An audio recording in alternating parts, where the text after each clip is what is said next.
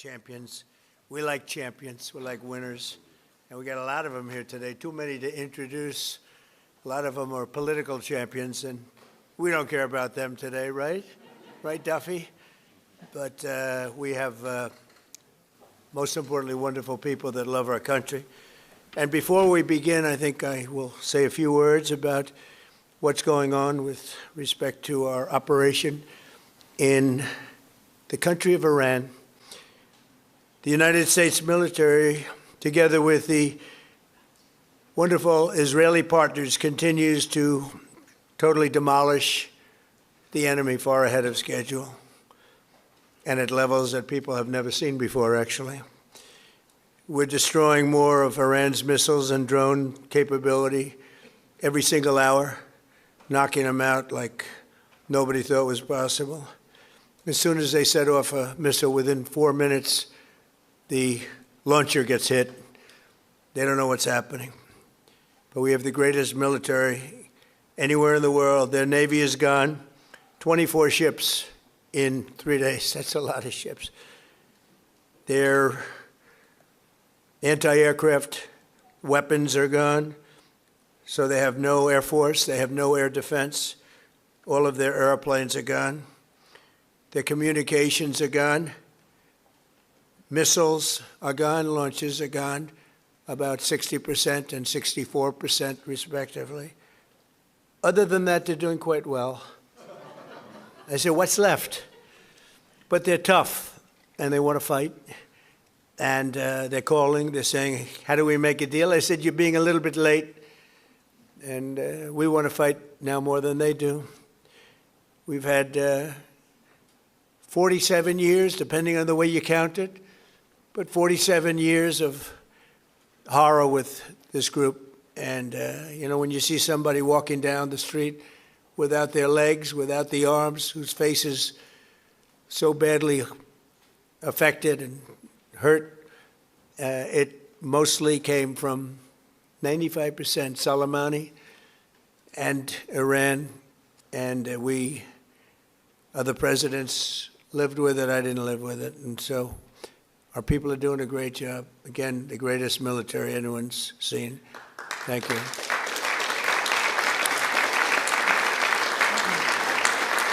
Thank you very much. And yesterday, my administration announced decisive action to help keep down the oil prices, including offering political risk insurance for tankers transiting into the Gulf, as you know, pretty dangerous territory. Further action to reduce pressure on oil is imminent, and the oil seems to have pretty much stabilized. We had it very low, but I had to take this little detour, if it's okay with everybody. Scott, it's okay with you? Scott's the one who has to put up with it. He said, you have to do this now? I said, I have to do it, Scott, right? But it's been very strong, and everybody, including Scott, everybody feels we had really no choice. They were going to hit us if we didn't hit them, because they're crazy.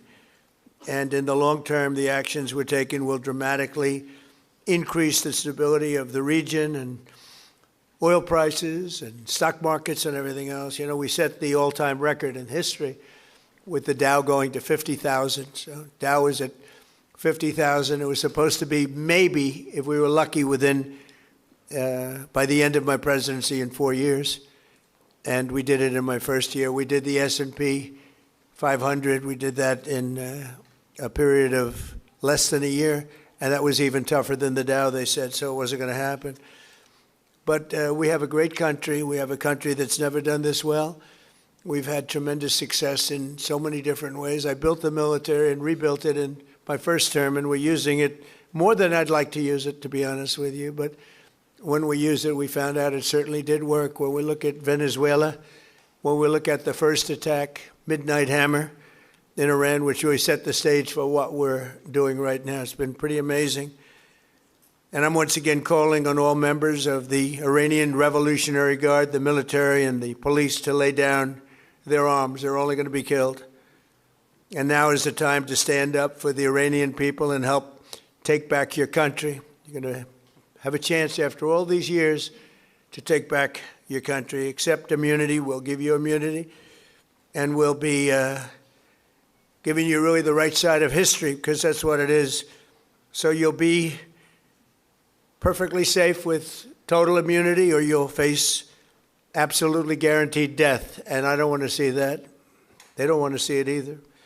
We also urge Iranian diplomats around the world to request asylum and to help us shape a new and better Iran with great potential. It's a country with great potential. It's a much better future for Iran. It's now beginning. It's going to be, I think, a great future. And the United States will ensure that whoever leads the country next, Iran will not threaten America or its neighbors, Israel, anybody. If you look at what happened, they had missiles aimed at all of these other countries, Qatar, Saudi Arabia, UAE, many others that weren't really involved very much, and they had missiles aimed. Well, they were aimed there long before this ever started. They were going after the entire Middle East, and then we came along. We blew up their party. So we have phenomenal people. I want to thank all of the people that have been involved. Marco, you've been doing a fantastic job. And you've been doing a fantastic job on a place called Cuba.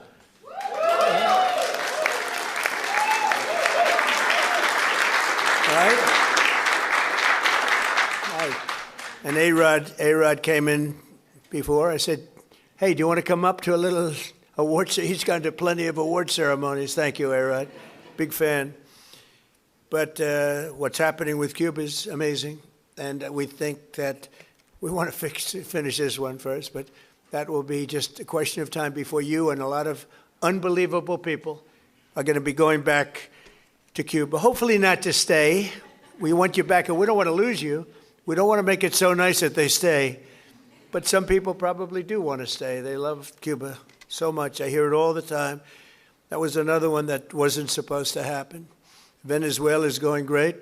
It's been stabilized. We have a wonderful person as your president-elect, Delcy Rodriguez, and she and her staff have been doing a fantastic job working with us. We're taking out hundreds of millions of barrels of oil, and it's going to Houston and various other places where it's being refined, and we're sending them back far more money than they've made in many years, and actually very shortly it'll be more money than they've ever made. And Venezuela is working. So we've had a lot of countries in places that truly love, you would say football, I would say soccer, but these are all countries that love football/soccer. And so I think the group likes it. And if you'd like, you could sit. I know I'm a very exciting speaker, but you can sit down if you'd like, okay? I'm looking at everybody standing. I'm saying, let's sit down. Because we're here to honor these great champions, and we want to take our time, right? Let's get to the reason that we're here, and it's a beautiful reason because we're honoring truly talented people. Today we're thrilled to host the 2025 MLS Cup champions, Inter Miami. Great job.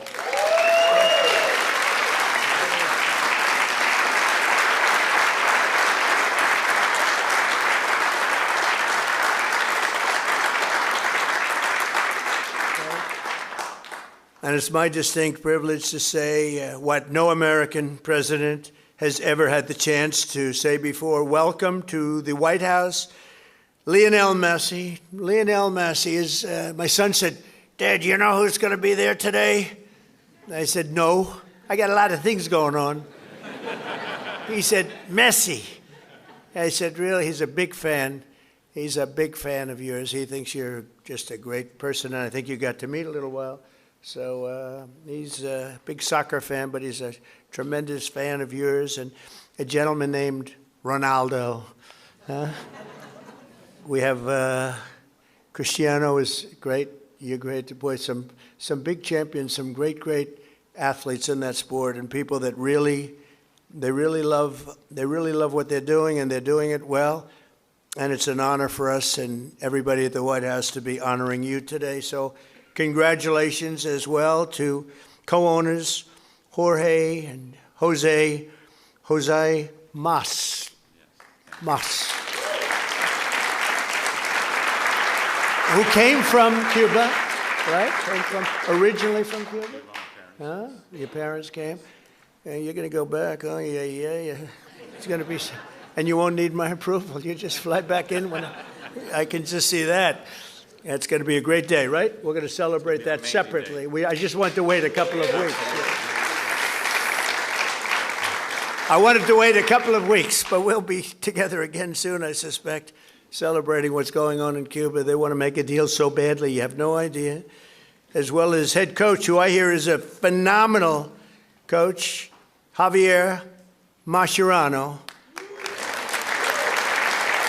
Where's the coach?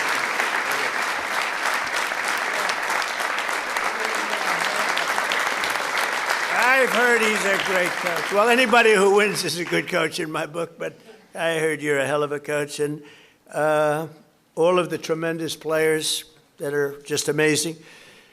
We're also grateful to be joined by the MLS Commissioner, Don Garber. Don, wherever you're, Don. Stand up, Don. Good job. Good job. As well as proud Miami sports fan, Secretary of State. I'm telling you, he's going to go down as the best Secretary of State in the country's history, Marco Rubio. I don't want him to get too popular. It's true.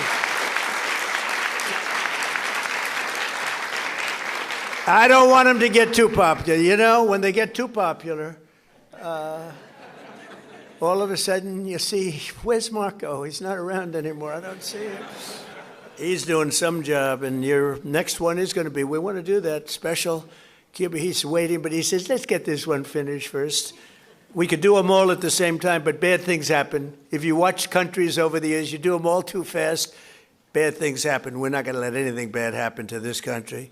Also with us are Attorney General Pam Bondi, who's a terrific person and fan. And she's proving how tough she is, and I think the next 3 years she's going to really prove it, right? Huh? Like these people. Secretary Scott Bessent, Lori Chavez de Rima, and Sean Duffy. Thank you, everybody. What a great team. And U.S. Trade Representative, who's done incredible deals, unbelievable, Jamison Greer. Thank you, Jamison Greer. And our country has never been bigger, better, richer, or stronger, and the deals we're making are unbelievable. And a lot of it's because of the tariffs, and a lot of it's because of everything else. We had a little complicating factor with tariffs the other day with the Supreme Court. They did the wrong thing, but it didn't make any difference because we have another way of doing it. They always have to make it the hard way. Do you know about that? You always have to. Is it like that? It's always got to be the difficult way, right? A little bit.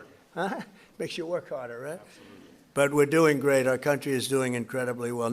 It's never done like this. It's, I was with the King of Saudi Arabia. He said, a year and a half ago, we thought your country was dead, would never come back.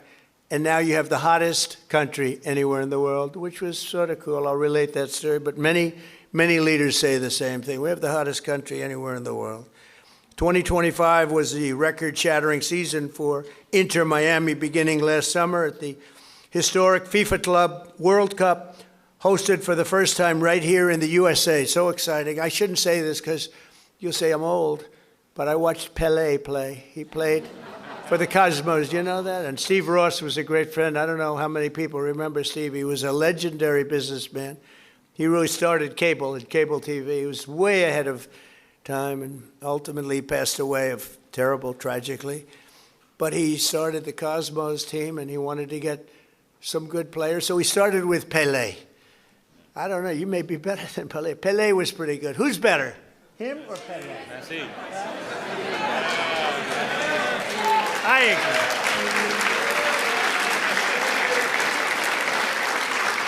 agree. I think he is. But he was pretty good, right? Pelé was pretty good. But it was very exciting, and I went to the games. I'd go every once in a while, but soccer just didn't catch on. And then when Steve got ill, it sort of went away, and then it came back, and now it's just turning out to be amazing how it's coming back in this country. But the Cosmos were a very hot team, playing with other teams that weren't so good. But I got to watch Pelé play, and he was something too. In the June group stage of that tournament, These players went toe-to-toe with some of the best teams anywhere in the world. You tied Egypt's best club, supposed to be an unbelievable, talented club, with a gutsy performance from veteran goalie Oscar Ostari, who played a great game. Then you tied the top Brazilian club, wow, thanks to a brilliant goal from one of the greatest strikers of all time, Luis Suarez. Was he? Where is Luis?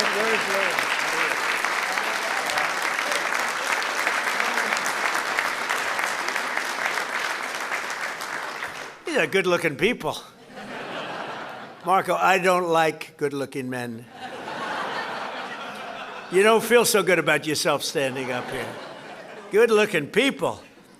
In the 65th minute, Louis gathered the ball around midfield and turned for a vintage solo run, dribbling through the defense, driving past defenders like few people have ever seen before, cutting to his left, hammering home a goal that secured Miami's place in the next round.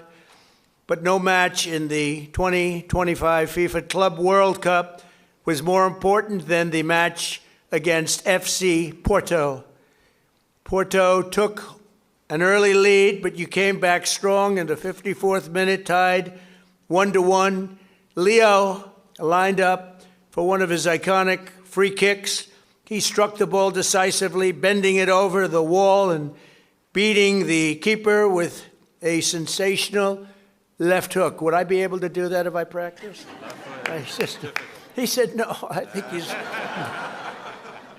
he's right, my friend. Great. In that moment, you sealed a truly historic Inter-Miami victory, becoming the first club from North America ever to beat a European club in official competition. Unbelievable.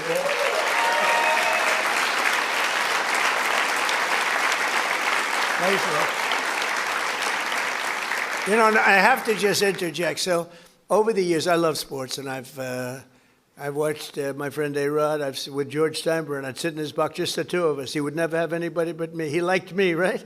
He liked me, and he liked you. He liked almost nobody. It would be a World Series when baseball was hot. It's not as hot now, I'll be honest with you. They do things wrong. But when baseball was hot as a pistol with George, and I'd sit and I'd watch the Yankees, and he'd have 30 seats, and it would just be me and him. And I said to A-Rod, would say, what was the most difficult thing you've ever done? I said, it's probably sitting for 3 hours with George Steinbrenner watching a Yankee playoff game or World Series game. You know what I mean by that. He was a difficult guy, but he was great, right? He liked me, I liked him, and we both liked nobody else. And that was a good combination.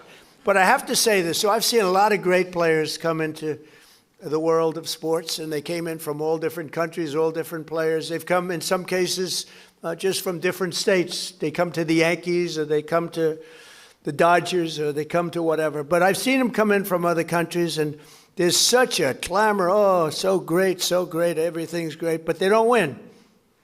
This guy won. He came in, there was tremendous fanfare, and he won. You know, right?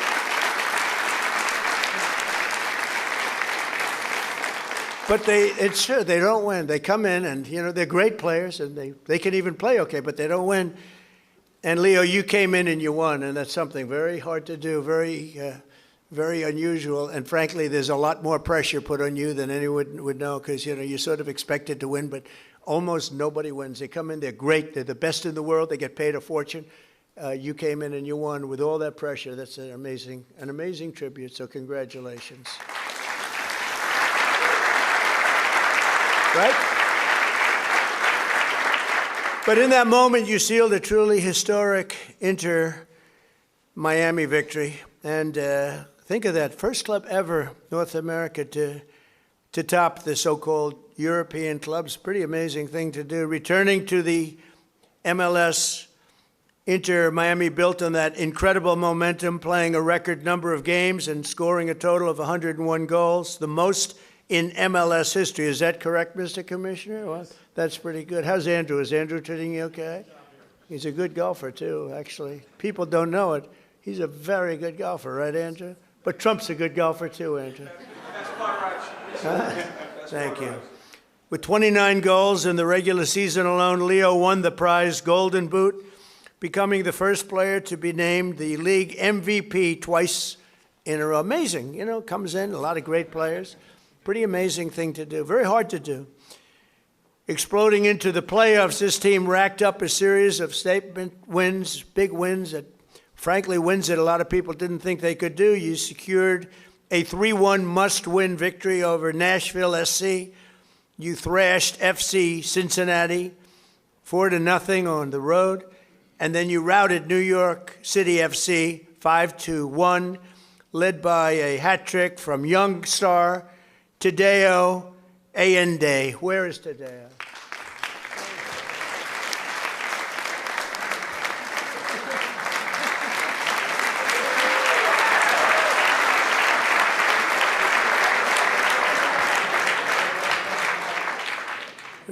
What a group of people. We could have a lot of fun with these guys. You can imagine when they win how they celebrate. We don't want to talk about it. We don't want to talk about it. In that MLS Cup final against the Vancouver Whitecaps, the entire team played together as one flawless unit. Just flawless, they say. After Vancouver tied the game 1-1, Leo picked the pocket of a Whitecap defender and sent a pass to the great Rodrigo de Paul. Where the hell is Rodrigo?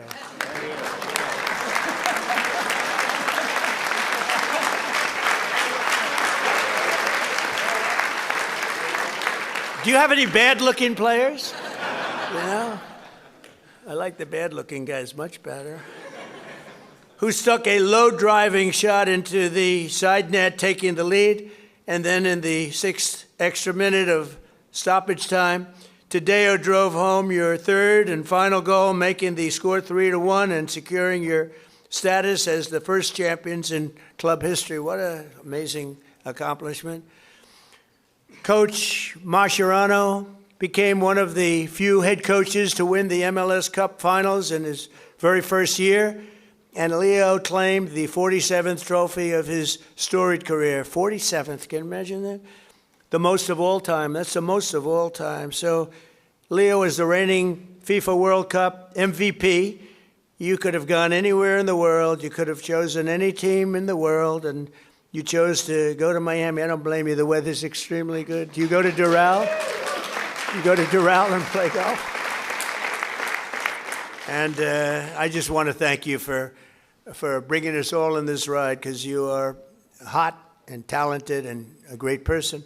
I look forward to seeing many of you on the summer. We're going to be out there in the summer in 2026 FIFA World Cup. And we have a lot of interesting things, because we have the World Cup and we have the Olympics, so we have the 250, you know. And I was responsible for getting the Olympics in my first term. And I was responsible for getting with Johnny. We got the World Cup, and Johnny's a good man. Do we like Johnny? I think so, right? Like you say, yeah, I think so.